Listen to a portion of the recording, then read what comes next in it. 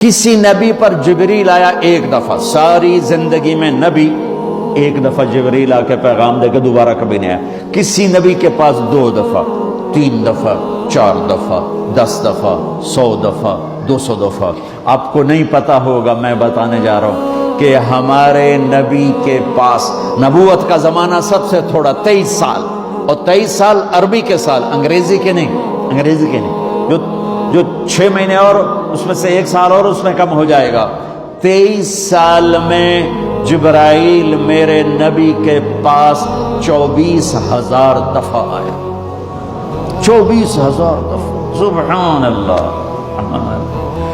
اور جبریل کا آنا تو چھوٹی بات ہے، اللہ نے زمین سے اٹھا کے عرشوں پہ کھڑا کر کے بولا علی آجا میرے حبیب، آجا تیرے مرا ملاقات ہونی چاہیے، دوست کو دوست سے ملنا چاہیے، ملاقات ہونی چاہیے۔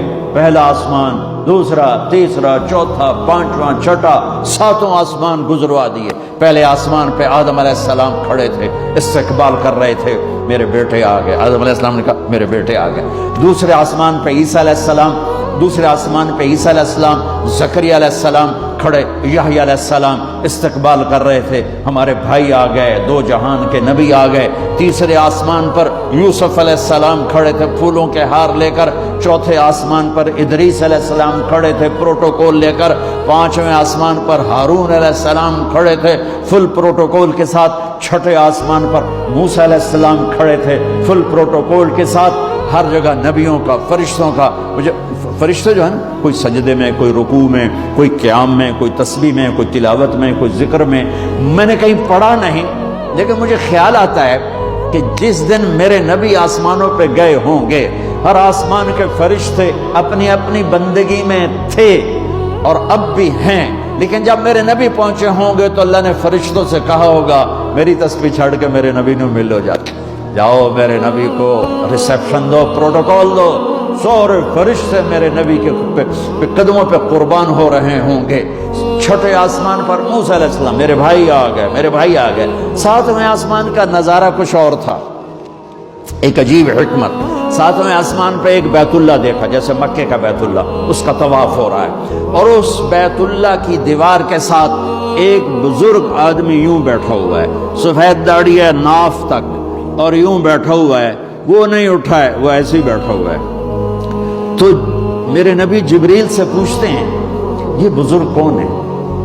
تو وہ فرماتے ہیں یا رسول اللہ یہ آپ کے دادا، آپ کے جد، آپ کے باپ ابراہیم علیہ السلام ہیں۔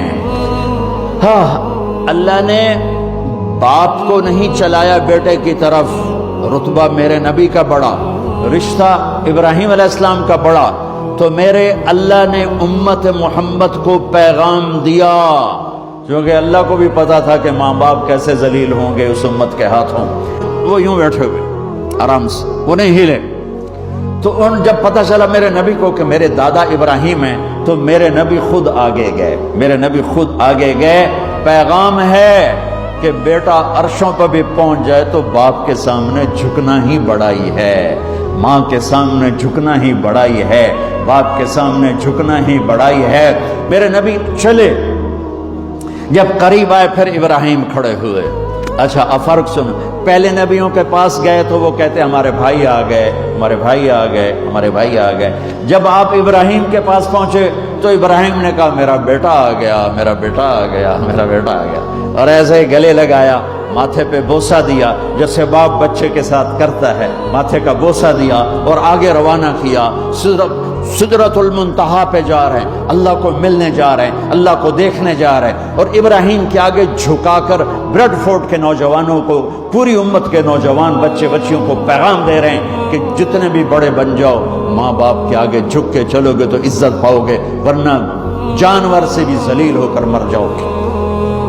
2 ٹکے کی عزت نہیں ہے، 2 ٹکے کی عزت نہیں ہے، رشتوں کو پانی دو۔